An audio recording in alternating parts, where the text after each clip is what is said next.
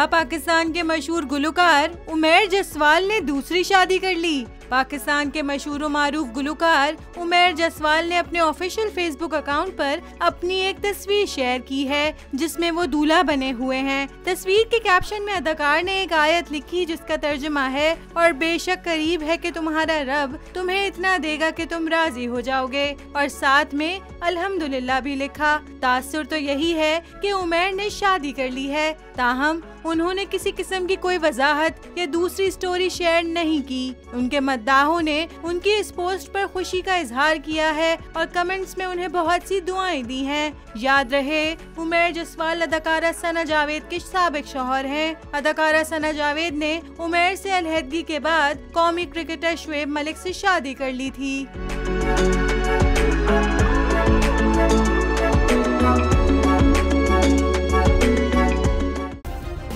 Subscribe करें और bell दबाएं ताकि कोई खबर रह न जाए।